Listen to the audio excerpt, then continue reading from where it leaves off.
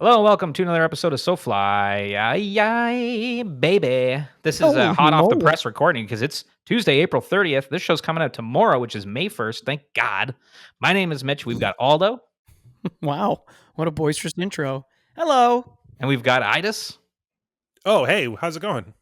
And that's who we've got here today to talk about something very fun because today is going to be a show all about gear talk. We've done favorite flies. We've done our guide to getting into saltwater fly fishing.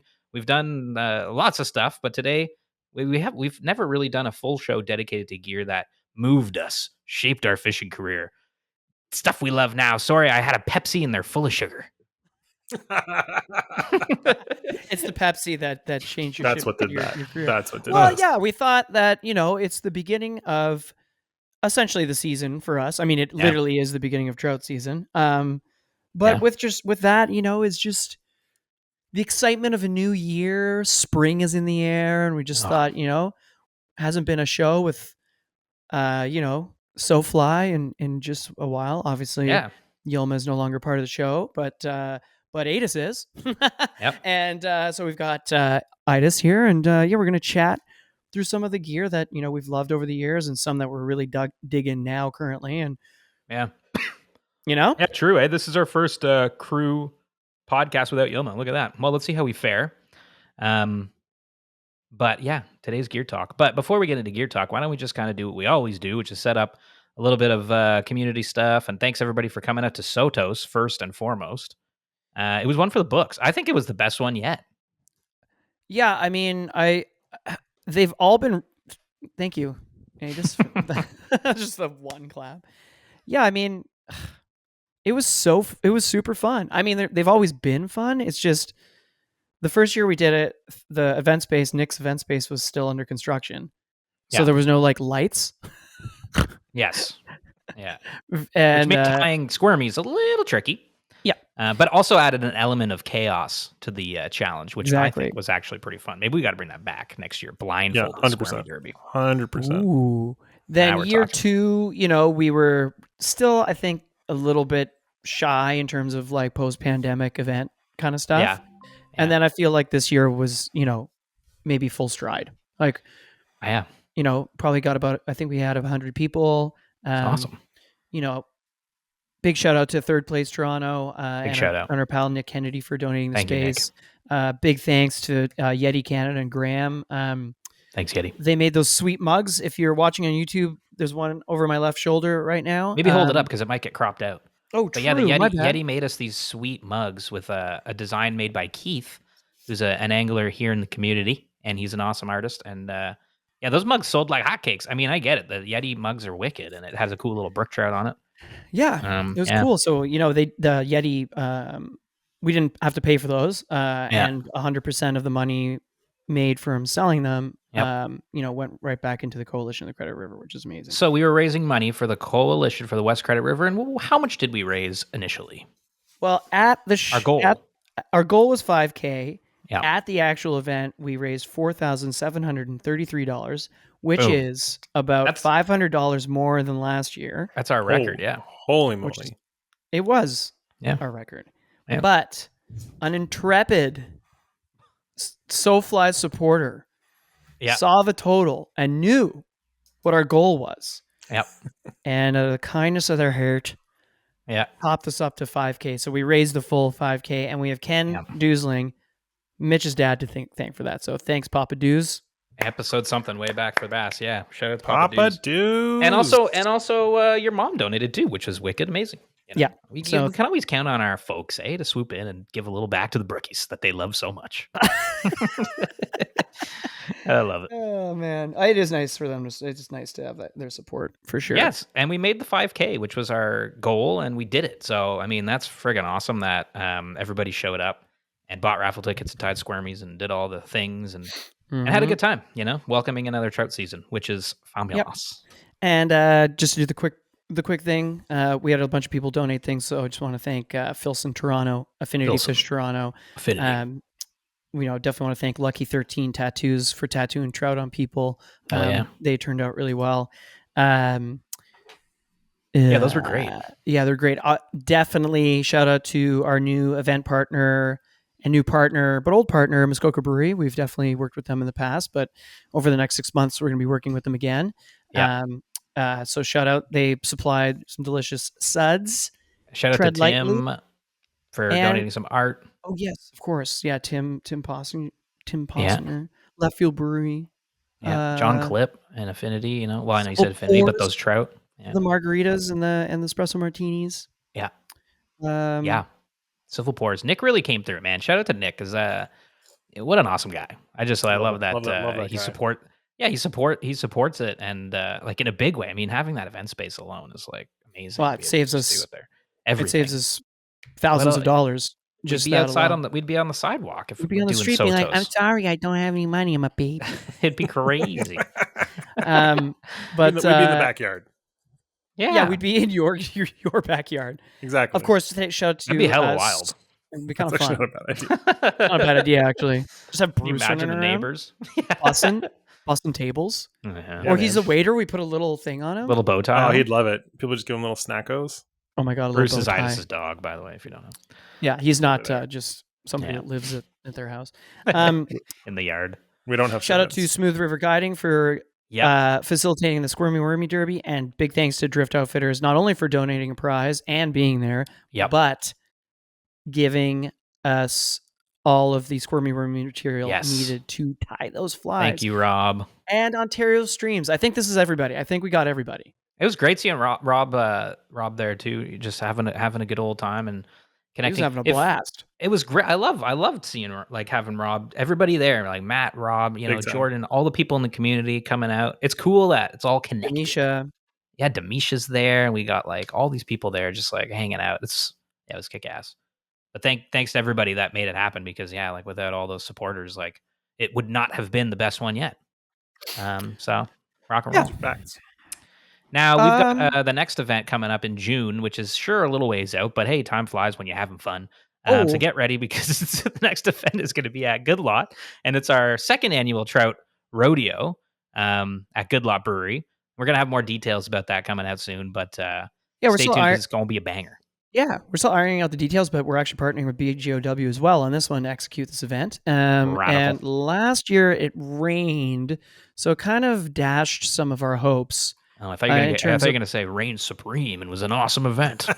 No, I mean it was an awesome event. It just everything had to happen inside the barn. And if you've ever been to Good Lot, it's a huge.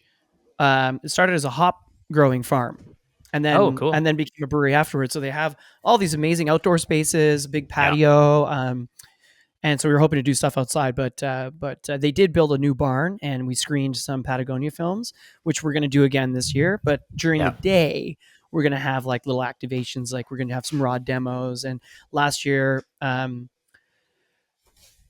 John Monksa from Trout Unlimited had this awesome, I want to say, garage sale type stuff. Yeah. And I got a beautiful Barber leather fly wallet, shearling on the inside for $2. What? That's so sick. $2. Yeah, that's, I mean, It's highway that's crazy. robbery. Yeah, It's and craziness. our pals at Hook A are going to support this as well. They've already sent a raffle prize. It's a Yes. sweet ass dry bag, and they're going to man. give us some content, unreleased content, to screen at this film, which is really cool. Very rad. Look forward to Um, that, and more deets to come, of course, because it's still Big it's a time. month over a month away, but it's Big gonna be time. fun. It's gonna be fun. I'm always going to mention it now because I think they're doing a great job. The Ottawa Yeah. Fly Fishing Society, also we're from Ottawa, so there's a little bit of a touch point there.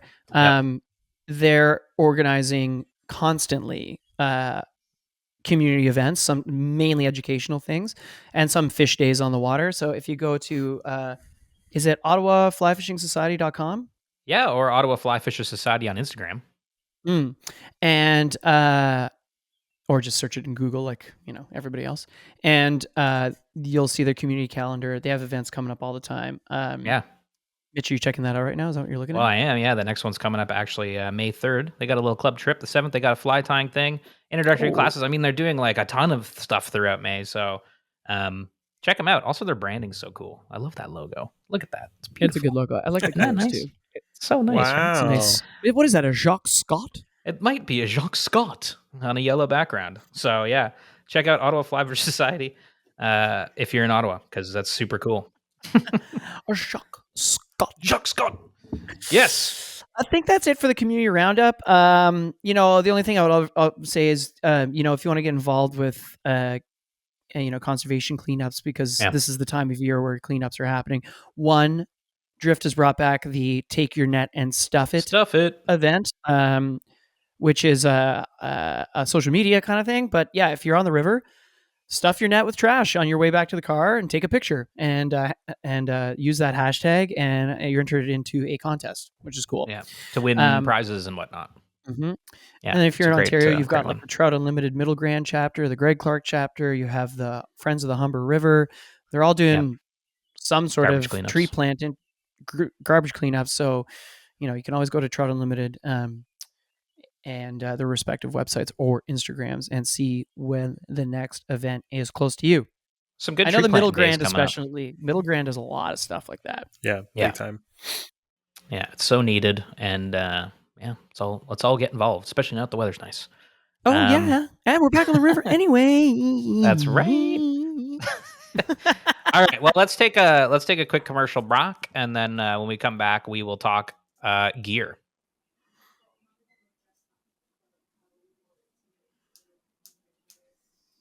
And we're back. Very excited to be back here talking about gear. Why don't we first talk a little bit about Trout Opener? I mean, I know we're going to jump into gear, obviously, but we can't skip over Trout Opener. It just happened here. No, that'll probably act as a really great segue. Maybe can I lead the questions here? Please Mitch? do. Yeah. Want to know why? Why? Because you guys went fishing. I did not. That's right. I was working. Yeah. Shame. That's not true. I was hungover. It was Bree's birthday, and we had an awesome weekend, and it was super fun. And that's why I wasn't fishing, because I was spending some time with Bree and Frankie, which was awesome. Yeah. But how was it? Was it rainy? Was it cold? Was it beautiful? It was very rainy. You went out over both days over the weekend, right? Yeah. I spent more time. Which day did you prefer? Which day did you prefer? Actually, that's not true. Sunday was nice. That's right. Yeah, because we were together. Right. So walk us through Saturday. Maybe not where you went, but your solo mission. How was the day? How did it begin? I woke up at 6. Cat. I had your everyday Pop-Tart. No. I had granola. Yeah. I had a coffee. Yeah. Mm-hmm. Managed to get a trip to the bathroom at home, which everyone knows. Oh, that's good. Yeah.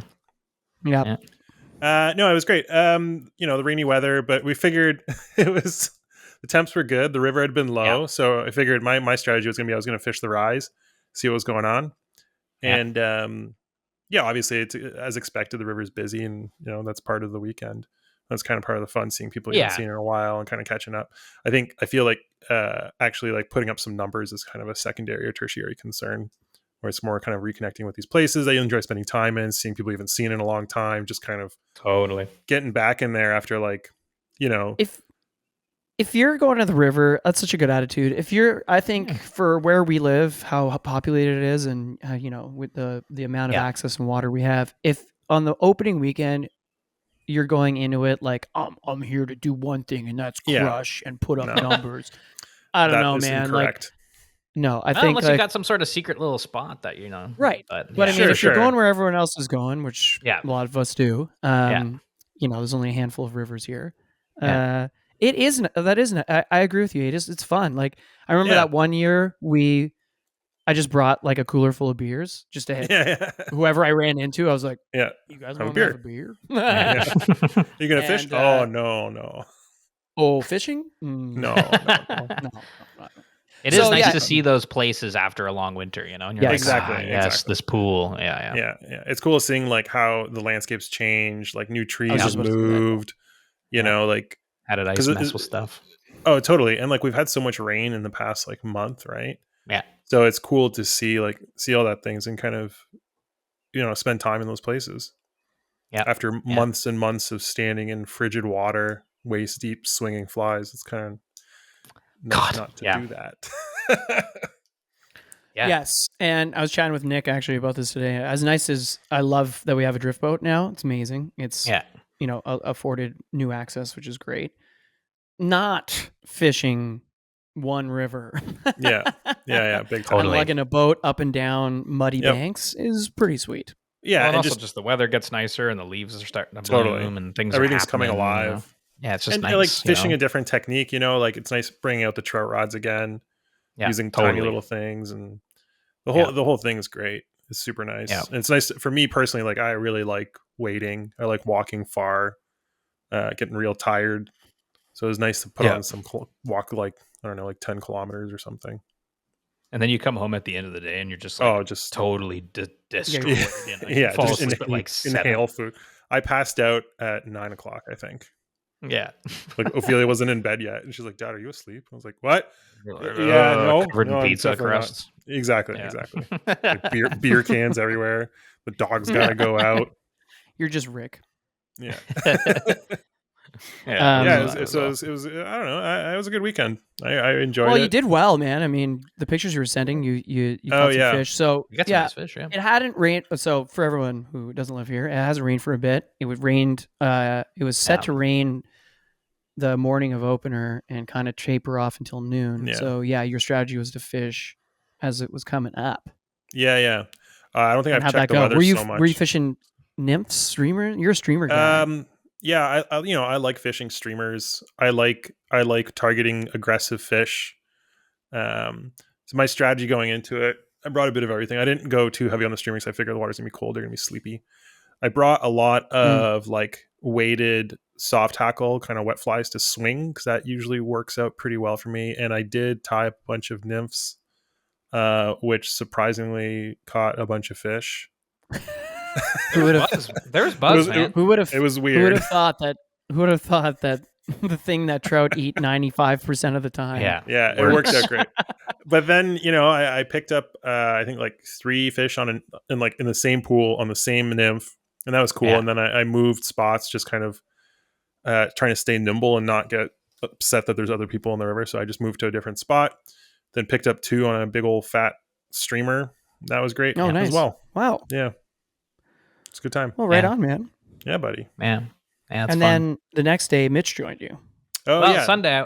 I went out Sunday early because Yeah, you got I was after it. excited to get out there. Yeah, I wanted Yeah. to go out because it was nice out when I woke up. It was sunny. It was. I knew the rain Yeah, was yeah. coming, so I was like, I'm gonna get out early and set up some spots. And it's cool because there's definitely there's no hatches obviously, but there's like mayflies and stuff. Like there's Yeah. tons of bugs flying around. We're like, wow, look at this, is awesome, because Yeah, it's it was warm. It was a cool. warm weekend. It was like It was. Mhm. like 19 degrees on Sunday, and Saturday Yeah. wasn't too cold either. Yeah. But yeah, I went and just chased some brookies and got into a bunch of little guys, and that was nice to land them. Exactly like you said, Idis. It's like seeing an old friend, after a long winter. Yeah, It's like, exactly, oh, there exactly. you are, And skewering him in the face. and then hooking him in the face and watching. I him love out you of his so home. much. Sa sa sa. Fishing's whack, but yeah, that was it was fun. And then Yeah. and then I just came out with Ophelia and we fished, and then it rained like A we lot. were in the middle of a hurracane. And Yeah, it that was like, intense. Oh, really? Yeah, it was Oh, like a yeah. downpour of rain. We actually got off Yeah. the river because it was like we had no rain jacket. Yeah, because we Just, what like, did flash we? flooded? 'Cause we I'm trying to were remember like, Sunday. I think with Ophelia, we were like, yeah, let's go get some brookies. And she was like, Yeah. yeah, let's go. And we got on there, and I thought she was going to be more like, I don't know, harder to do. Anyone who has like young kids, it's how it goes. Sometimes it's not super easy. She was great about it. She was like, oh, it's starting to Yeah. rain. And we're like, I didn't bring your rain jacket.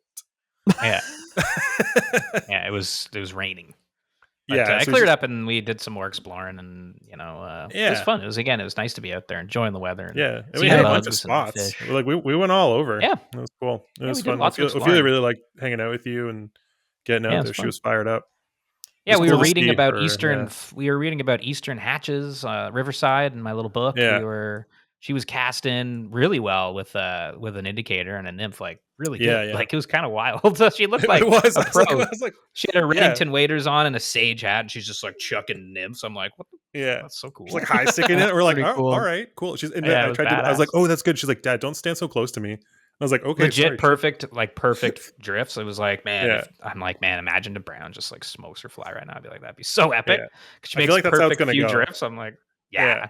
She's just gonna Sounds get like great. some like massive angry brown on her like Yeah. 4-weight, and it's gonna be doubled over, and it's gonna be It'd be chaos. awesome. It'll be really cool.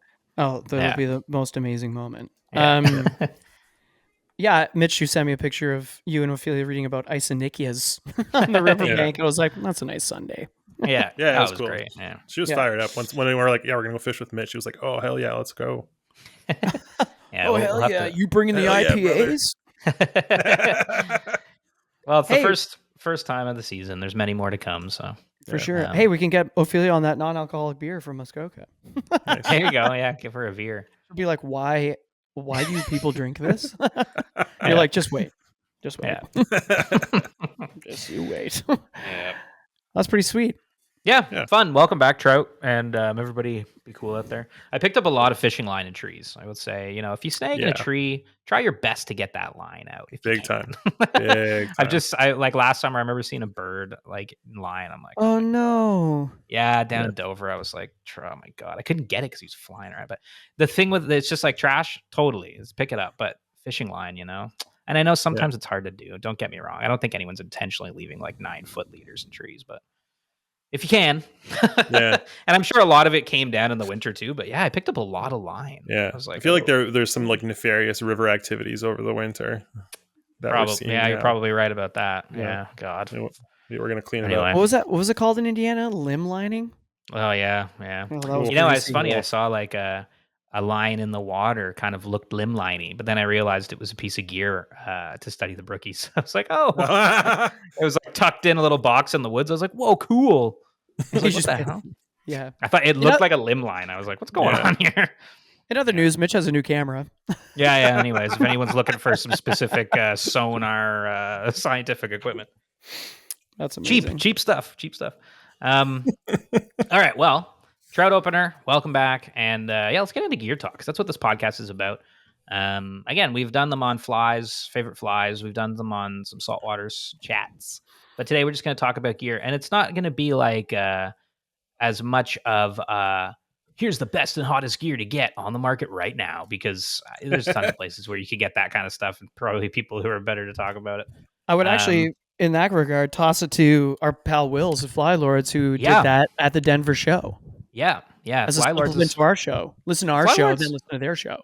Yeah, and they post up all kinds of stuff on like recent gear. Like I saw one today about a Vice. So yeah, check them out because they're doing all kinds of gear reviews, which is over to them. But today, we want to talk more about kind of freshwater gear only, not saltwater gear, but freshwater gear that's firstly kind of meant something to us along our fly fishing journey. Maybe some of this gear you fished back in the day or heard of. I think there's select pieces that people are like, oh, that thing, like I had that too, and it was the best. You can't get it anymore, blah, blah, blah. And then we'll talk about kind of like our favorite gear now. We'll break it into warm water and cold water. Just kind of stuff that we like to use now and why.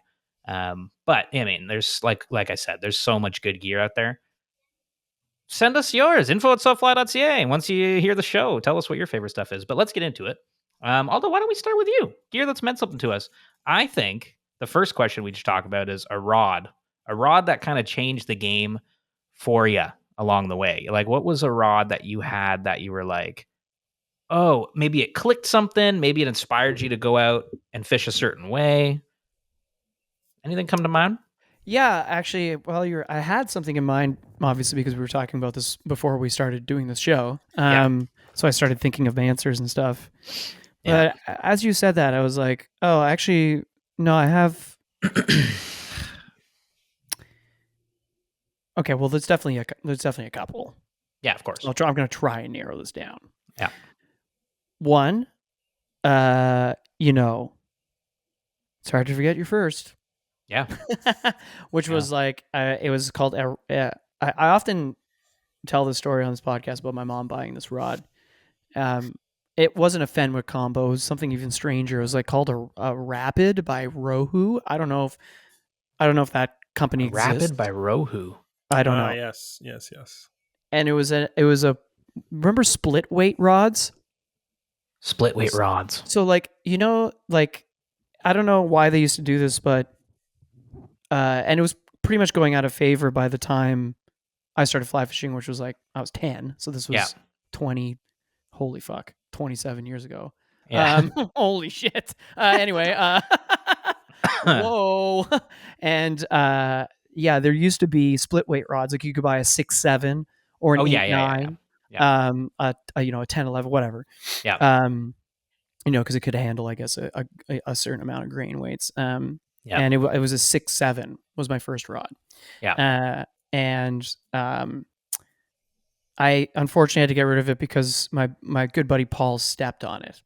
Oh no. But it was on the Grand River after he caught his first smallmouth bass on the fly, and it was a tank. Sick. It was like 5 pounds. It was he was using that Sick. rod Yeah. then. Yeah. Wow. And I was like, wow, it's so special. And we were taking a picture of it, and I realized while I was taking the picture that he was standing on the rod. Anyway, I'm digress. I was using that rod. I was using it to do everything, you know, the upstate New York thing. Like I was using it a lot. And then I think when I graduated university, my grandfather bought me an 8.5 foot 5-weight 2-piece Orvis Clearwater Nice rod with a bat and kill reel Yeah. and an actual reel fly line. Yeah. And I know we're gonna get to reels and line later, but upon casting that setup, I was like, oh. Yeah. I guess gear can make a bit of a difference. You know, it's not the be all and end all, but that was a special rod. I still have it. It's my Batesman. I don't know why I don't use it more often. I love that rod. It's a great rod. It was when those Clearwaters were still made stateside. Yeah. Not that really matters, but it's kind of an interesting factoid. And my bat and kill was when they were still made in England. So that was a special. If we're gonna talk about nostalgic piece of gear, I think that's something that means a lot. Obviously, he has since passed, so I've got the rod that he gave me, and so that was kind of my first like serious piece of gear. You know, I mean, it's a nice piece of gear. Yeah, and like it's, you know, those rods aren't made in the U.S. anymore, and those reels aren't made in England anymore. So it's like just kind of cool that, and they definitely don't look like that anymore. The reels specifically. So, yeah, that was like a piece that, yeah, it means a lot, and I don't know why I don't use it more often. To be honest, it's an awesome rod.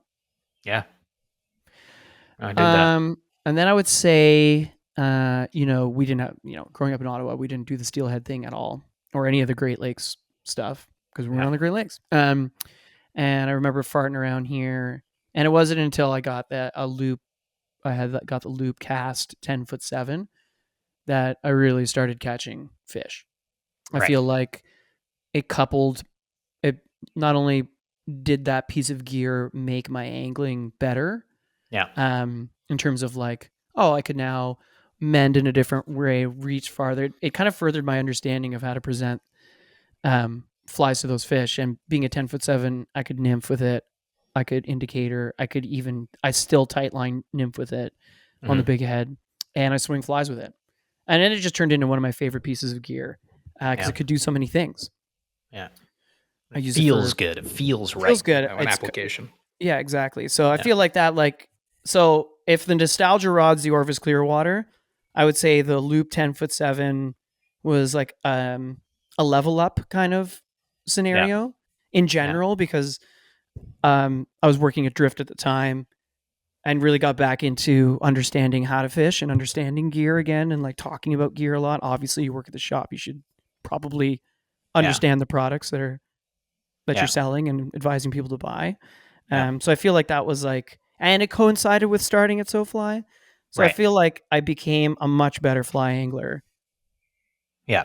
It was like this time where I just like, I leveled up. I was fishing a lot because I wasn't working in the restaurant anymore. And learning a lot about the innovations of the fly rod game, you know, because they changed a lot since your days at Orvis. Yeah, big time. Yeah. And I thought I knew, but like, you know, it's like when I was working at bars, like I knew the ins and outs of every wine, beer, booze, whatever, you know, and now I don't really anymore. Yeah. But I know a lot about fly rods, and it's because of, so I think like, nostalgia rod, that nostalgia rod was the Clearwater, and the nostalgia, or like the level up piece of gear. Yeah. And I don't think I'll ever get rid of that loop. I just love it. I love the whole setup. And it's the one with like the hex handle, right? No, I do have that one. Yeah. Also, but no, this is just a regular handle. 10 See, foot 7.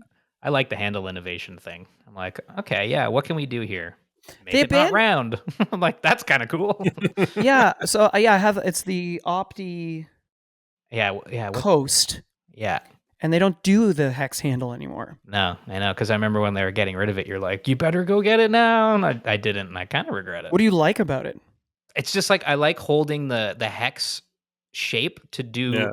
If you're trying to control the rod, do different things when you're not casting, like just working line mending, things like that. You kind of hold it like almost like a conductor, you know, like it doesn't. Just something about the way it grips your hand posture is just kind of Yeah. nice. The It's flat so sides nuanced. make it feel different, for Yeah. sure.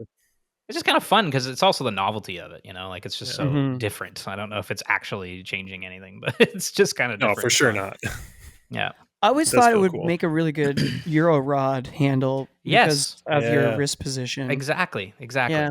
You're using it like a wand. You're not using Yeah. it like a fly rod, you know? You have And more so, you have more like lateral control, I guess, or something. yeah, they might be onto something with that, you know? Like build Euro good- rods good thing with they that kind of discontinued grip. Yeah. Well, maybe they don't own the patent to the cork hexagon. handles or something. I don't know. They patented Maybe the it's just- hexagon. I'm assuming Yeah. if they're all made in a factory, you're trying to do Yeah. to be as efficient as possible, and one shape is Yeah. Yeah. you Probably. know, Who people are knows? really sold on the half wells, full wells. You know, Yeah. Who knows? Who Yeah, knows? for real. it's got a stranglehold on the industry. Nobody knows The what works. wells grip. My God. Nobody. But yeah, I think for rods, those jump out at me. I mean, obviously, Yeah. there's things like Euro rods, which completely changed Yeah. my fish catching ability. Well, maybe we'll talk about that rods now. and- Well, maybe that's later. That's like the last few years, I would think, right? Mm-hmm. So we'll get into that soon, but yeah, I think gear that's meant to this. Let me just talk about a rod and a reel. I got a couple, and Yeah. they're sort of similar to yours because we're both from Ottawa, so we had an Ottawa fly journey. Mine feel a little bit more LeBaron because that's where I went. You remember LeBaron? Love LeBaron. Yeah, and that was the place I bought my first setup, and it was kind of a similar thing, right? It was like a scientific angler 6'7" weight, like they just said 6'7", and then it had a plastic scientific angler reel, a Cortland line that was like just that had the best memory in the world. It was just like so coiled all the time, and then and like a little pack of flies. And it wasn't bad, you know, like for a starter rod. I think it was like pretty cheap too, like maybe $200, $150, something like that. And I was like, oh, so cool because prior to that, and I was 13, so that was 20 years ago. Prior to that, I was using a spinning rod to cast flies, which was very bad for everyone around me. I hooked my buddy in the head. It's a bad scene, but I was like, just wanted to fly cast. So when I got the scientific angler rod, I was like, dang, this is so much easier, safer, and cool feeling. You know, it's just like, wow, like you're really doing it. It's like this is rad. But then getting into it, I was like, I need something better than this stupid thing. You know, like you want to get stepped up.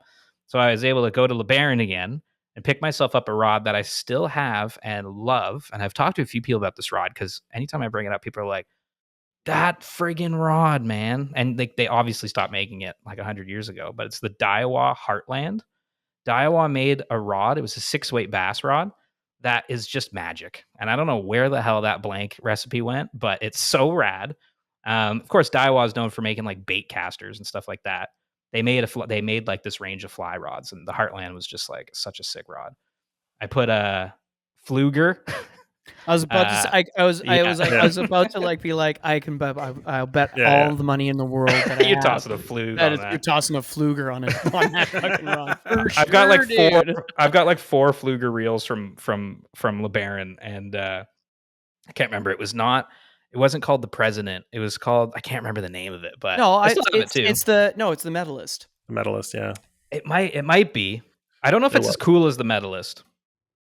It's Isn't the like medal? You know, it's got the white. It's like the Inner- real. It's like the Fluger reel. No, Yeah. yeah, but they came out with like a line of like kind of uglier ones when they were trying to almost get into like the Lamson world. Like they're looking more like, look up Fluger Tryon.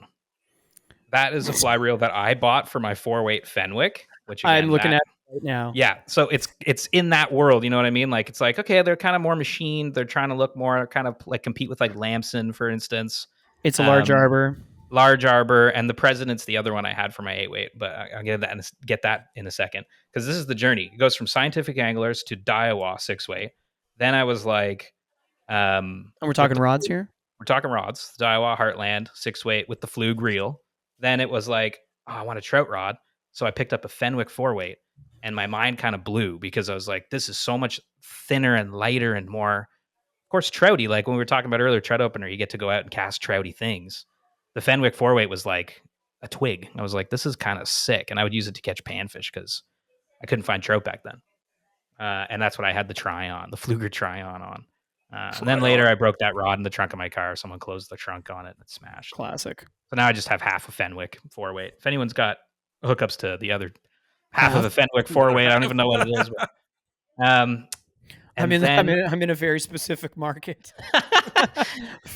And then then later I would work at the fly shop in Ottawa, Flow Paddle and Fly, and he carried TFO. He carried TFO, and TFO rods at the time were, Lefty Cray was like putting out his own signature series, and we had an 8-weight 4-piece TFO Lefty Cray rod that I bought, and I put the President on it. Cheers to the President, Fluger President. And that rod, I was like, that was my first 8-weight kind of like pikey rod. And it was sick. It felt really, really good. The action was right. Since then, you know how I feel about 9-foot 8-weights. That's all you need. That's all I got after that. No, it's not. But, it's funny to see the progression, right? You kind of like get into it. You sort of buy more expensive, fun things. And I know you'll talk about this in a second. And then, you like buying fancy things. Hey, you got into it, and now you're casting all kinds of crazy things. I like having fancy rods. The last fun rod that changed it for me, I'll say, just to throw it in, was the Sage Z-Axis Spey rod I bought. 13-footer. The Z-Axis was bussin'. an amazing line. Bussin'. Yeah. When they came out, it was really, really nice. I remember when they hit Green Drake, I was like, whoa, dude. I know, they were slick. That was the Sage rod. That was like the thing back then. That was like that was the R8. Yeah, exactly. And it was just like I got it on discount working at the shop through Bob, who was the Sage rep here at the time, good old Mackenzie. And I didn't get to fish steelhead much because we lived in Ottawa. So like I went twice, I think, and I was like, it was the funnest, coolest thing ever. And as you know, since then we've gotten pretty into swinging for steelhead. It took us away. And anyways, that was a big one because I was like, oh, swinging is really cool. I want to do more of this. And I think part of that's why I moved down here, to be able to use the Z-Axis more, to be honest. And we did. So, yeah, I mean, like, apart from that, there's been all kinds of things that have come and gone, but I feel like those were the most influential in my fly fishing specific kind of like foray into the fly world. And I just like how kind of like, again, how LeBaron they are. Because, I loved going to that store in Ottawa. I loved the Psycho... oh my God. Catalog that they would send out. Because there were all the pictures were like black. And it was black and white, like an old newspaper or something. Oh, I love that. It's like you never knew what anything looked like until you went there. You're like, I think I know what this looks like. Yeah. And everybody there was always like really pissed off. Like, just my God. Do you know where the hooks are? They're like, what the fuck do you want? I'm like, look at the hook aisle, you stupid idiot. Like, they were really mad, but he was huge. It was like a department store of just like, like I guess like a small sale, like it was just, they had everything, camping, hiking, everything. But the fishing section was so cool. And, but anyways, Idis. Yeah. As a newer angler. Yes, sir. What you came into this with us, and all of a sudden there's like a cavalcade of rods from different sponsors and also hand-me-downs from me and Mitchie. Yeah. And so much selection out there too, like more rod companies than ever. That's a good point, man. Like we didn't have. I mean, there's always been a lot of rods, but not. I mean, oh my God, they're all amazing quality. It's insane. Yeah, yeah. Mm-hmm. Mm-hmm. A rod. You started with an Echo, right? Yeah, the first, because I remember after deciding like, okay, let's start doing this. I think I bought. Here we go, I guess. Here we go. I know I bought a 9-foot 8-weight Echo Traverse kit. which was fine. It came with like an ion reel. Yeah. And then I remember talking to Aldo and I was like, what else do I need? He's like, get a 9'5" weight. And so those who know, I am very fond of the Kijiji and Facebook Marketplace. Consider myself a bit of a, bit of an expert. So I would say a savant at finding gear. So You're hacking into the mainframe, brother. I don't know what you're doing over there. That's what you got to do. What you love, Yeah. So let me think. I don't remember the order that I bought them in, but I did find a 9'5" weight Echo 3 at sale when they were closing locations for I think $250. And I remember asking Aldo, I was like, "Should I get this?" And you were like, "100% go buy it right now." And so I did. In my opinion, maybe one of the best Echo rods made. I couldn't agree more. What is it about that rod that makes it splendiferous? Okay, so like obviously everyone's tried. I would be surprised to meet someone who hasn't tried an Echo rod. Like they're great rods. They're very user friendly. They're not. They're nothing. Good price. They're not crazy. Yeah, they're affordable. They're dependable. Good warranty. All that sort of stuff that you want. But the Echo 3 was their like rod that they were like, we're gonna make a high end rod to compete with like Sage and like Winston, like all these other companies. But the difference was it was significantly cheaper. They retailed for like between $500 and $800. Right. Which anyone who's like, looked at high end rods is like $1,200 is pretty not crazy. It is, but not for what you see. So to get one, I had no idea what it was. I didn't know how to use it or anything. I was just like, should I get this? And I was like, yeah, go get it now. It was marked down like crazy. Yeah, it was like half price. So I grabbed that one, and then it's like anyone who's like gone to buy fly stuff at sale knows it's kind of weird because it's a bit chaotic. They don't get a lot of flyingers going in there buying things. So that was great. That worked out well. And I started using that for trout, but I didn't want to buy another reel. So I just got a second spool for my ion that was like a 7/8 reel. So I was like, whatever, I'll just throw that on the 5-weight. It'll be fine. No worries. And, obviously that wasn't a great choice, but that rod was cool. I used that. I caught my first browns on it, did my first trout season with it, broke the tip, put it back on, broke it again, put it back on again. And that rod now just kind of hangs out. It's been replaced with other rods. But on that same vein, when I was my first wave of buying rods, I also found a 13.5 foot 8-weight Spey rod, an Echo 3 as well on Kijiji for, I think I paid the guy like $240 or $250. It was great. And the same thing, I asked all of them, like, should I get this? And you're like, yes, go buy it now. And I drove out there. And the guy's like, where are you going to use it? And I was like, I don't know. I'll take it. And I remember I met the guy at his house and I took it out, like trying to pretend I knew what I was doing, like trying to look at it, be like, yeah, this is a fishing rod. Yep. Here we go. I never cast a Spey rod before. I had no idea what I was doing. So I bought that. And now that's my Spey rod. I'm never going to get rid of that thing. And I remember like looking on eBay, they sell for like, they're going for like $1,200 US now. Yeah. It's kind of like the Z-Axis. Like the people who have them are like, I'm going to keep this forever. And like with Spey rods, I feel like those really lend themselves to like rods you keep. You know what I mean? Yeah. Like you really form like a weird bond with them. Yeah.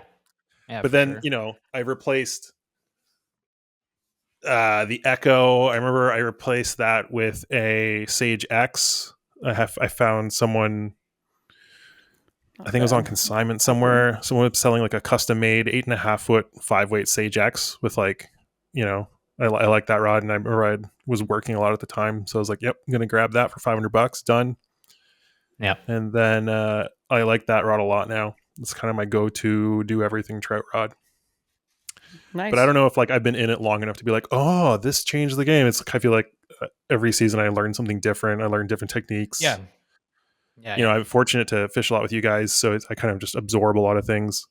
And like, yeah. So I don't know if there's been like a aha moment so much in fishing in rods. Your point about not selling the Spey rod, I kind of have a hard time parting with any rod. I don't know if I've ever sold a rod because I'm just like, I don't want to get rid of it. I feel bad. Sure. Yeah. Do you know what I mean? Like, it's like you have this rod you're so excited to get. Yeah. And you fish it and it's like you catch fish or you just have these memories with it. It's weird putting it on the market, I haven't done it. They're like a weird time capsule of nostalgia. Yeah. You remember all the fish you caught on it. For sure, yeah. I think it's just like my experience has been a bit different because you guys have been in it so much longer. Where I like dived into the deepest water of like all this gear all of a sudden, and like all these things. I was like, kind of like, okay, I like this rod, I don't like this rod. So I sold a bunch of rods, I've sold a bunch of reels, bought a bunch of random stuff. And I feel like there's a handful of things that I'm like, obviously I'm not going to ever sell them. For sure. Keep them. Well, what about reels? I mean, we've kind of touched on reels a little bit, but I mean, although I don't know if you dove into reels that. Did you talk a little bit? I mean, you talked about, bad. I mean, yeah, again, that Orvis Clearwater is pretty special to me. Yeah. There, sorry, not Clearwater, Bat and Kill reel. Yeah. And it was cool actually getting fish the Bat and Kill finally last Did you year. use that reel and rod? No, I mean, this is what I mean. I know. This is just, and Airball. You didn't? Airball. That rod was made like 5-minute drive away from where I was fishing. Why didn't you fish it? I'm an idiot. Like, what do you want from me? So That's all right. It's not far away. We should probably go do we that. could literally go tomorrow if we really Yeah. wanted to. Yeah. Bit of a drive, but still. Yeah. Reels. I mean, a lot of reels throughout have just been line holders, like everybody says, like in a lot of ways. If you're not talking salt, I mean, we don't have to get. It's but was true. there one that but there was the one that you were like, God, that's so beautiful. Or you just became obsessed with the. I really did like the Loop Classic. I don't have a Bogdan. I don't. It's a great reel. It is just I love that obnoxiously loud click on it. Yes. And I put that on my very first bay rod, which is also a Loop. I now fish, and I fish a Redington spade rod, which I have to say I actually do like the Claymore more than the Loop rod that I have. But I do love that Loop Classic. It's awesome.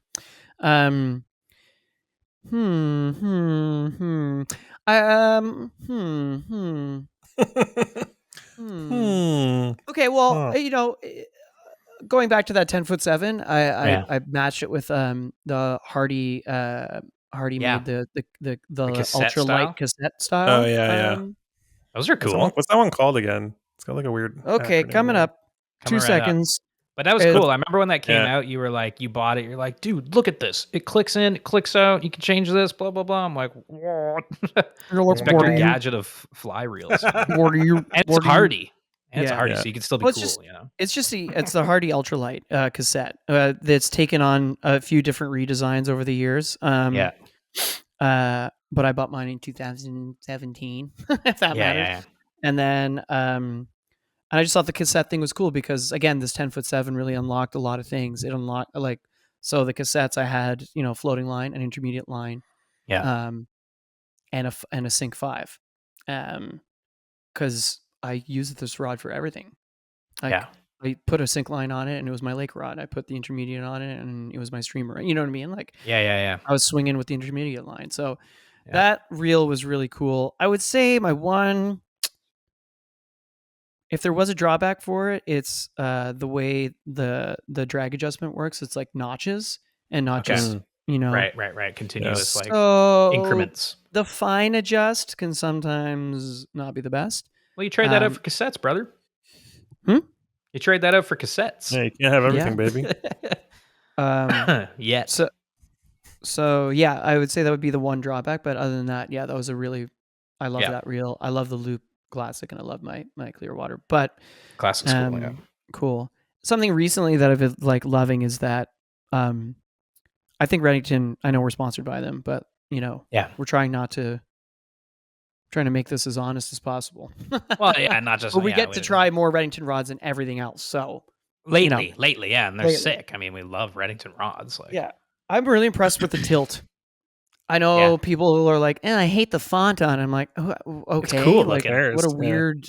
first of all... Really? I like that. First of all, I like it too. I think that's one of the coolest things about it. Yeah, look at that. I just think the drag... I just think the design, the drag, and the weights. The counterbalance weights. Yeah. I almost wish, because it only comes in the one size, and it was obviously designed for Euro nymphing in mind, I would use this just as a trout reel. If it big fit time. more line. If it could fit more line. I think the drag is unreal. It's so smooth, and we're just saying, it's line holders for trout. Well, when you're using 7X, it's not just a line holder; it's a knot protector. Yeah. And 7X over here. you're using. I was using, I'd use it on residential fit on Yeah. Resi Fish. I Yeah. was using this with David in Rochester on the Browns. I just think I think they really killed it. I think Knocked this it out is of the a park really- with the tilt. and it's a caged reel. I Look like at that. I like that a lot. So, when you're using when all you're using is a leader, essentially, Yeah. it helps with line slip. Like they really thought of a lot of, I think they did a really good job. is all Little I'm saying. details in terms of the engineering. Yeah. Yeah. So lately, Yeah. this is something that I'm really loving. I think it's neat. I think it's a great trout reel in general. Yeah, 100%. Would be my kind of thing. But yeah, Mitch. Reels. Well, I mean, I kind of touched on the ones that I've liked growing up, but I think that I would be remiss not to say my favorite reel of all time, which is a Benchmade by Bill Ballin, little trout reel Ooh. that Joe gave me when I was a kid, which has become my most prized possession of all time, along with the bamboo rod that he gave me. I mean, that's probably the piece of gear that changed it all, because I was just like, oh, that's the coolest thing I own now, and it still is. Yeah. Yeah, it's a great little reel. I mean, it's beautiful. I love the click. Obviously, can't ever get over that. Just the fact that it's handmade, by someone that doesn't make reels anymore, it's really cool. And then I love Fluger, as you know. So there you go. I mean, Shout out Fluger. Yeah. If you see a picture of Mitch on the river and he's trout fishing, he's probably got that rod and probably got that reel. 100%. Yeah, the bamboo. Yeah, the bamboo. I haven't. If you run fished into as much Mitchie, 'cause- but yeah, if you run into Yes. Mitchie, it's trout prob- fishing. trout Yeah. fishing, Yeah. Trout he's fishing. probably got that. Yeah, or the Hardy fiberglass that I've got from Joe as well. Thank you, Joe. That was years later, but I still have the plastic on the handle, and I don't know if I'll ever take it off. We'll see.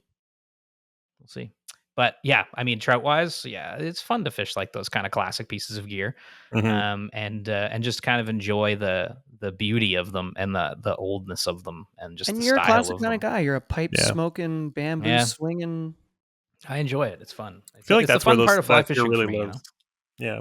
Yeah, That's where like trout fishing absolutely. is, I think, the place for like beautiful objects in fly fishing.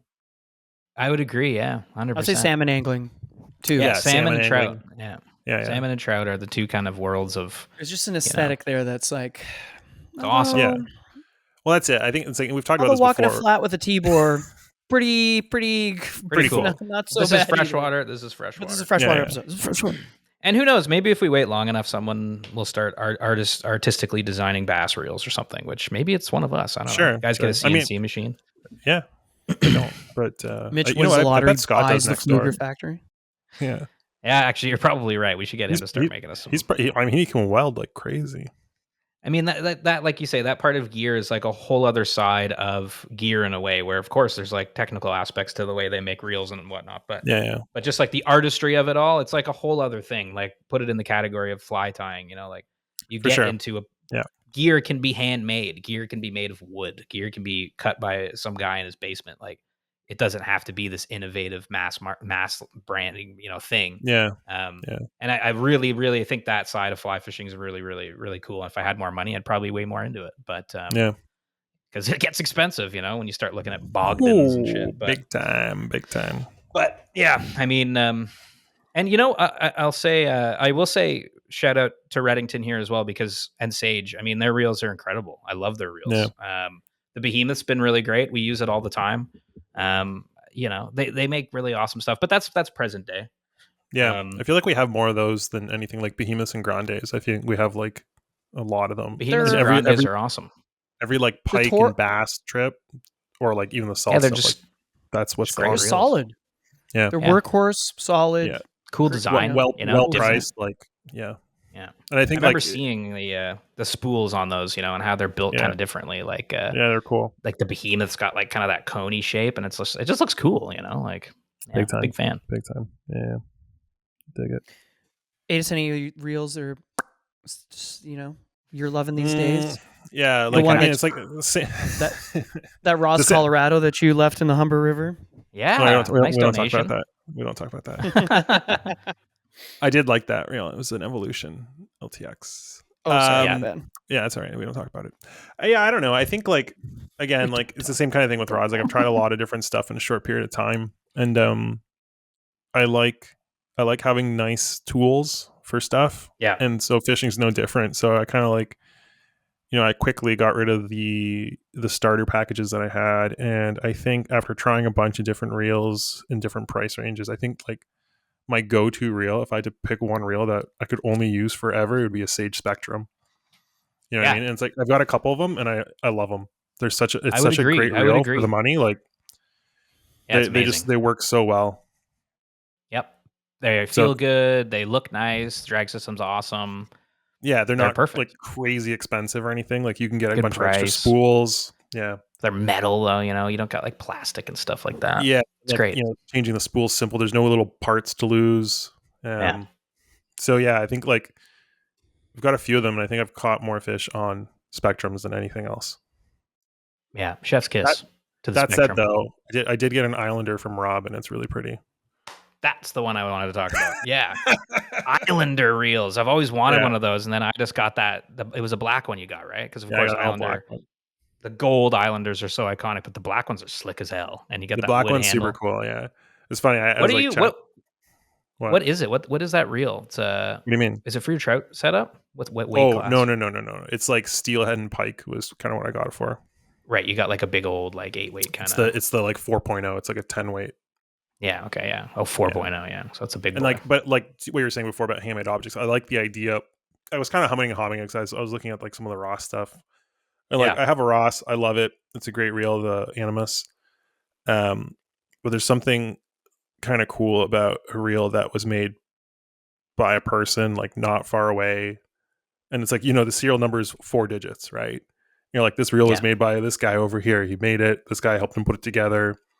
It's like, and if something goes wrong, they're like, yeah, just call us. We'll help you fix it. No worries. Yeah. And it's one of those things like the guys at Drift were like, it was kind of fun picking it out.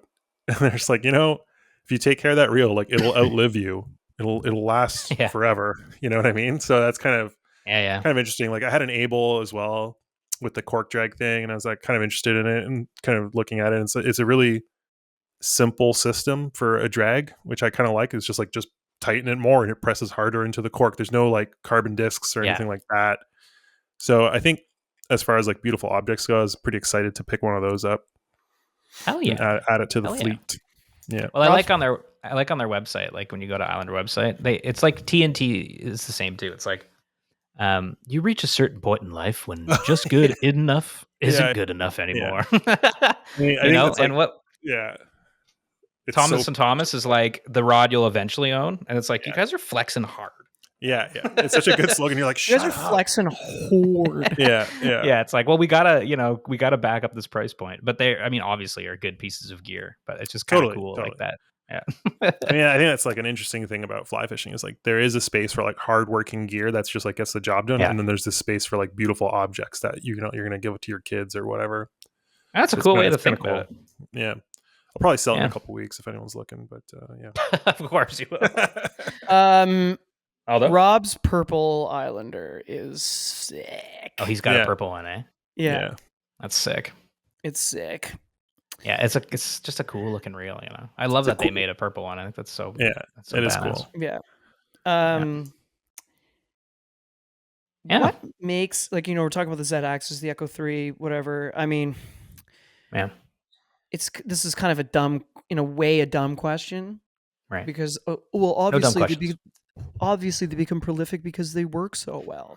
But most rods work so well. When we started fly fishing, that was not the case. Like you bought cheap shit, it was cheap. Yeah. Or sorry, if you bought inexpensive gear, it really didn't perform as well. Yeah. It's not really the case these days, I don't think, as much. Obviously, an R8 is sick. I've got one right behind me. Yeah. But like I don't find a cat like. It's a good question. I wonder, so like when we talk about like the Z-Axis and the Echo 3 and et cetera, like what do you think makes that gear so unanimously prolific amongst so many anglers in so many different markets? I think there's what we do on the credit is way different than what's happening on the Madison, but we're both using it for trout, Yeah. I think it's like you're able to use it intuitively. You know what I mean? Like you're able to pick it up and use it without like there's not like a big learning curve. There's not like certain rods, it's like people are like, oh, you gotta be able to like really do this specific technique or whatever. I feel like with some of these rods that people really get behind, you pick it up and you're like, oh, well, this is fantastic. Like immediately, you know what I mean? Yeah. And like It's funny. they're You're right. beautiful, It is, sure, it is yeah. intuitive. But like you use it and you're Yeah. like, this is enjoyable to use. Right. It's just a feeling thing. Cause I don't know if it's like there's a blanket like action that, it's not like the Z axis was like, oh, the most universally loved action, Yeah, like on a exactly. rod. Exactly. Like Yeah, they're yeah. not doing that, right? Because that would just be like you say, all those so many rods do that. Yeah, Where they're just yeah. like, well, medium fast kind of thing. Most people like that, so But it's like it's not necessarily that because it's like the Z axis, my rod, like it's pretty, pretty heavy, thick rod to cast, and then I pick up Mhm. like your Echo Itis, and I'm like just whipping line, and it's like Yeah. ease of use. It's like this Echo might be easier to use, but there's something very fun feeling about the Z axis, maybe, Yeah. and it is very feeling based, I think. Yeah. I mean, at this point, you've got a lot of memories tied into that rod. And that's it too. I mean, eventually you start loving something because of nostalgia. But it's a good point, although, because like like again, the Daiwa Heartland. Like I brought it up to people, and they're like, "I love that rod." And it's like, Yeah, that's And you're such like, a what the random. hell are Yeah. you talking about? That's happened multiple times, and they're like, Yeah. they go deep. They're like, they don't make it anymore. I bought 3 Yeah. last time. I'm like, what the hell? Like, it's Well, I like, think what that's, is it like- about that rod? Well, I think it's like people have these experiences with these pieces of equipment, right? And like, Yeah, I think that speaks a lot to yeah, just like all the fishing stuff. Like it's such like it's a like fly fishing is a place where there's so much like romance that exists in it. yeah, yeah. Get out of here. I feel ya. I feel ya. Go to bed. No, 100%. And so like when people have these moments and things, it's hard to articulate, but they're like, oh yeah, it's a really good rod. And you're like, well, is it because it's a good rod, or is it because you've invested emotionally into it? You've had these experiences with it. Right. You know what I mean? Because like really, like Yeah. we're fishing, we fish the credit a lot. You don't need a crazy rod. You don't need a lot of these things. You're not like bombing 40-foot casts, right? So it's like you need something that can flick things, but it's like if you start catching fish on a certain rod, you're gonna love that rod. Well, I think if you spend a lot of money on a rod, you'll probably love it too because you have to. Gotta justify it somehow, Sure, like- sure. I mean, you see this. You see the same thing in like, say, like Road Sankly, for example, where there's like, there's bikes that exist that have the specs that are correct, right? Like you can look at it and be Right. like, this should be the best bike on the market. It's going to cost you $15,000. You're gonna save. What? You're gonna road bikes are expensive now. Yeah. But then there's The best also kinda, but then there's like these bespoke handmade bikes. They're heavier, Yeah. but there's like there's an intangible quality to it that people Yeah. try it and they're like, I like this. Like anyone who rides steel bikes, they love steel bikes because they feel a certain way. They're not, they're not the most efficient. They don't transfer energy the best, but they're enjoyable to use. And I think you see that a lot in fly fishing as well. Yeah. No, yeah, that's a good point. Yeah, Yeah, I don't know. but it's I was cool. just Like thinking it's cool that these. Sorry, go on. Mitch. No, please. Well, it's cool that I find it's cool that the coveting of these kind of items is like is kind of neat. Yeah. I mean, some things it's like you said, like the handmade stuff, like a Bogdan. Yeah. It's prolific because not only does it work really well, but it's the person making it. Yeah. Totally. Yeah, the totally. craft. Yeah. The craft is so The Or you can craft see of- what's it called? Like where there's like there's an imprint of a person that created this. Yeah. Like if And I- then the people that fished it too. It like Yeah. becomes an Totally. antique almost. It's like a Totally. different thing, Yeah. Yeah. Yeah. like I if think that's like What?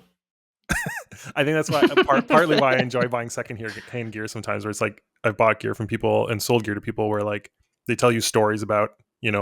the piece of gear and they're like, oh yeah, this was cool, and I've sold rods to people where they'll text me the next day, be like, I just took it out and it was awesome. I picked up some fish. It felt so good.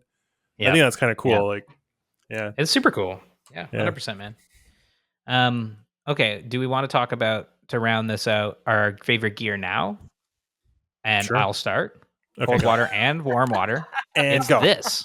This is my Oh, now you're favorite piece flexing. of gear. Flexing. Remember the time you lost them in your hood for like a month? I remember, baby. And these things go missing and then they show up again. I'm like, there you are. What are they? And of course, I'm holding up my Able nippers with the brook trout pattern.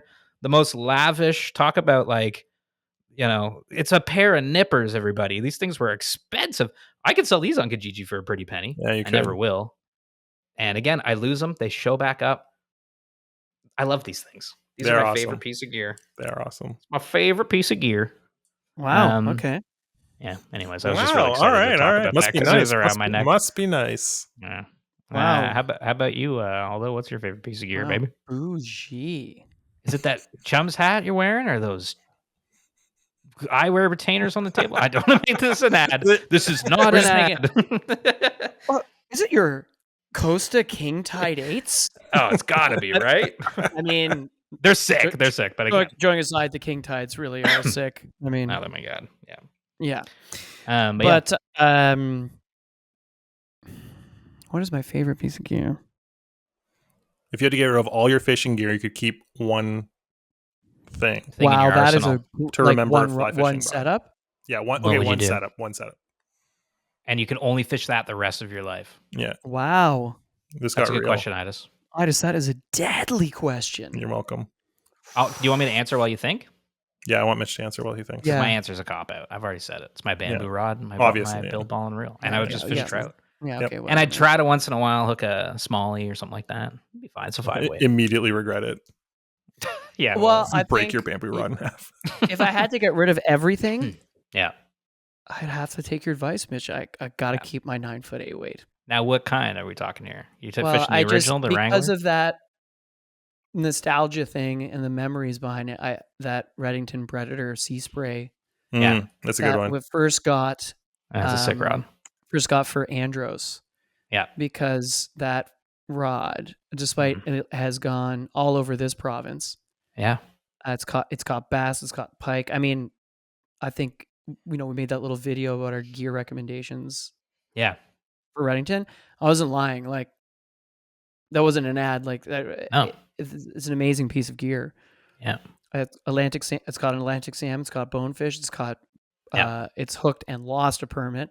I've landed tarpon on it. Redfish in Texas. It's like a symbol of SoFly in a way. It's like it's all of our adventures in this one tool. Yeah. Like all the places we've been, I've caught a fish with that rod. Yeah. There you go. Aside from the Attawapskai River, but like, yeah, I think I'll keep that one over everything else. Plus, I love pike and fishing way too much. Yeah, that's true. Yeah, I feel you. 100%. That's a great answer, man. The Predator's a friggin' wicked rod, and it's cool looking too with that sea spray. Yeah, it's a workhorse. And they don't make the sea spray anymore, so boom, it's a collector's item now. Yeah, put it up on eBay. Idis, getting rid of everything. One piece of gear. I don't know. That's a tough one, man. To rule One them rod. all. The rod chooses the wizard. It's a tough one. The rod chooses the wizard. I'm like, that's not from Lord of the Rings. That's not from Lord of the Rings. Yeah, I don't know, man. That's. I don't want to cop Didn't out you and just say a 9-foot 8-weight as well. That's all you need. I know. Yeah, but don't you love that? Didn't you just get like a really nice sage rod recently? Yeah, I got a couple, and they're super nice. Whoa, la Whoa, di okay. da.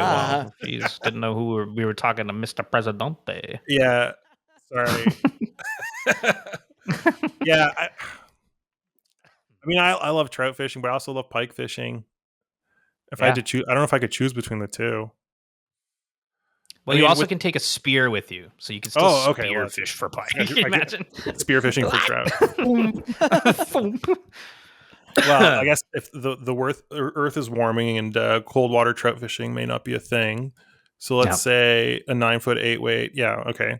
I'm gonna take my 9-foot 8-weight Sage R8 salts, and There you go. I put That's all. You don't get a reel. You just take a No. rod. You got to figure it out. That's fair. Yeah. Yeah.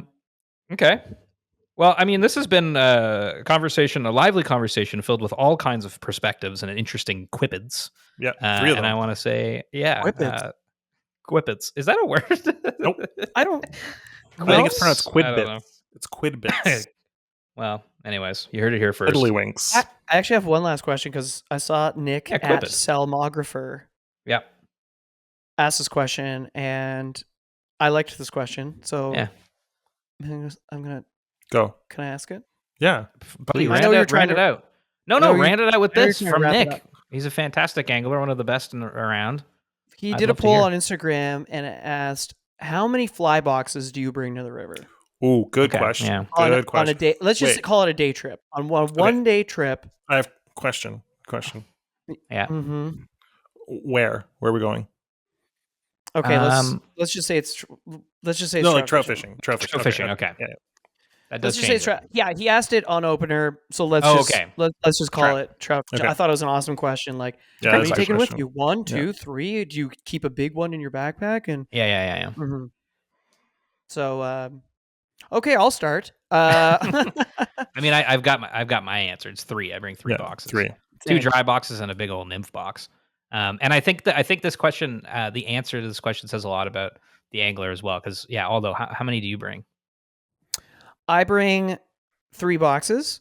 Mhm. Yeah, I bring a bug box where it was like my nymphs and dries. nymphs and dries, and then I bring a streamer box, Yeah, Mhm. and then and those are bigger boxes that I'll put in my bag. and then a box of just And then I nerds, just- nerd and then- candy,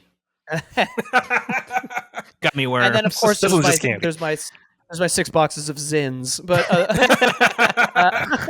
Do those Yeah, count? Exactly. yeah. Does a Okay, so you carton got of your- Belmonts count? So 3 seems to be the right answer. So Yeah. I really like, even saltwater fishing, whatever. I love the Go Box thing. Yeah. It's like you take your essentially your fly reserves, Yeah. and then you pare down just what's either working that day or what Yep. you need the quickest access to, and then just put it in my jacket and or waders because Yeah. like getting the bag out and Nah, you don't want to mess around with that. And I know all the competition guys wear that little chest pack, but that Yeah. bothers me. Go So out the it's chest, like, breathe. Yeah. yeah, so I just like, I shove Yeah. it in the greasy front pocket I get my cigarette butts and so I have a bug box, the meat locker, and then the Go Box that I just fire a few things in. Okay. What are you doing, Mitch? How feel- are you organizing yours? I have the dries. I've got right. nymphs and Okay. two dry boxes and He a nymph stuffs them in box. his jeans But and you don't- just you don't- hits the river. You never where do bring I a store bag. them? You don't bring a bag though. You're a no bag guy. Well, Yeah, trout, you I'm a vest guy. Yeah, no bag, no Yeah, water. I'm a vest guy. Yeah. I try to avoid bags. I don't like being encumbered with all kinds of No, things. you're a free and all bird, those always baby. got 5 bags. I can be like, can I just put this in there? Can I put that in there? Just Can I just until he gets just mad enough. Then I Yeah. stop asking. But my vest is that's where I carry my stuff Yeah, when I that's trout true. fish. I think this question would be vastly different if it's warm water. Of course. That's If you're where on a I think boat. that's where I think this funny thing, like this is where it starts to become an identity thing. Because Aldo's always got his Sims boat bag with like thousands of flies, and I've got like a woolly bugger, and I'm like, "Can I borrow a fly?" Brother, I really Brother, I need a fly.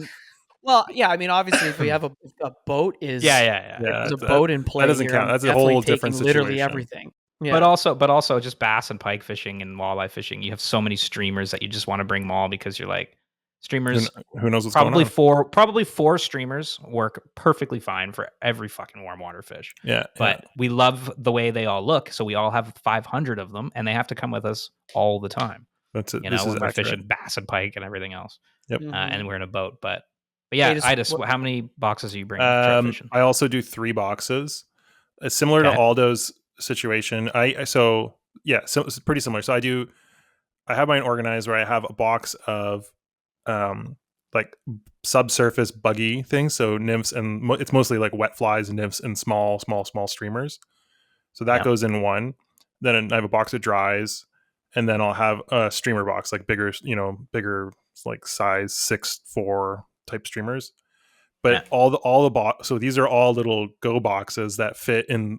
I put mine inside my waders, not in the pocket. I put them inside my waders on my left side. But in the car, I do bring a bunch more. Like I'll have a big streamer box, depending on like look at the Yeah. get there, look at the water, and be like, oh, it's going to be all streamers all day, or like it's going to be all this. So I'll leave stuff behind sometimes. But I don't like bringing a backpack or anything. I like to just bring a small pack, like a waist pack or whatever, or no bag. Yeah. And so I don't know. I always like to adjust the systems and like I reorganize fly boxes constantly and like, but that's Yeah. kind of that's what I'm doing for this season is like, I have a little Go box that's like buggy things under the water, things on Yeah. top of the water, and then the beef. Yeah, it's a good way to do it. Yeah. 100%. And then 5 boxes in the car. Yeah, 100%. Yeah, I mean the car, And- like you saw my car, it's filled with all kinds of shit. Oh, yeah.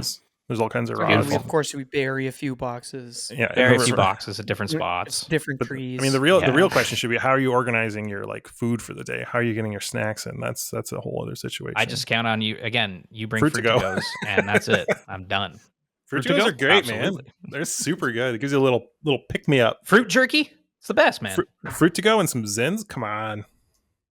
Fruit to go and Zins oh my and God. dry flies. The I can actually unholy union. feel how bad I would feel just eating Zins and fruit. Fruit to go. No, don't Yeah. eat the Zins. You're not Don't eat the supposed to eat Zins. them. Anyways, okay. Well, Cool. yeah, that's been Right on. a fun cast. It was fun chatting gear. Good idea, Aldo. It was Aldo's idea to talk gear. Oh, We all thanks. learned about stuff. Well, I think at this point, like we've Yeah. and also because we've worked at fly shops and we do work for fly shops from time Yeah. to time, that we're exposed to a lot of gears, and it's almost like a micro No, it's a whole side. history of fly fishing from the 90s, like from the For 90s sure. until now for us anyway. Yeah, Where it's yeah, like, yeah. you know, we saw so much change. Yeah. I think it's specifically in line and reel technology that, Yeah. like, you know, Yeah. and so many different styles of fishing got, you know, all of a sudden it's like, oh, we got spay rods, we got Yeah. Euro rods, we Switch got rods and trout spay. switch rods, and- we got, you know, Yeah. and so it's just kind of cool reminiscing about some older rods, and it is kind of fun talking about those little pieces of gear that, you know, have resonated with so many of us. Like, yeah. you know, we'll just keep using your Fluger as an example because, Yeah. yeah, you're right. Every time you bring up what you might think is obscure, you're like, oh, I really liked this. And then to find out that everybody liked it is kind of like Yeah. kind of neat, you know, because Yeah. now it's easy to find people's opinions on gear. Yeah. You either look at a fly shop account or you look at well, I mean, on a forum, but like, you know, if you look at Totally. something like Fly Lords, like you kind of get a sense of the industry and what people are, you know, liking. Yeah. Whereas before you're like, I don't know. You actually had to Yeah. talk to people. You had to go on a forum. Yeah. Yeah. Yeah, it's a cool. Yeah, and I mean, from a marketing standpoint, brands should do that. Fly brands should go back and like share old gear. I know some do, but like really dive Yeah. into it because it's cool. To your point, to see all the old stuff that they used to pump out. You know, and how different will it look 20 years from now? You know, let's. I don't even know, boys. More We'll see. expensive, Time probably. will tell. Time will tell. The Costa infrareds will yeah. just be able to see every fish. Yeah, fish finder in your glasses. Yeah, absolutely no sport left. Augmented reality. Yeah. You don't have to leave the house, baby. Well, if you're from the future and you know, hit us up at info@sofly.ca. But otherwise, thank you so much for listening to today's show. And we hope you had some fun. And we'll see you out there on the water. And stay tuned for our next show, which will be coming out in 2 weeks. That's it for me, Mitch. Aldo. Bye. Nidus. Love you. Goodbye. Take care. Comb your hair.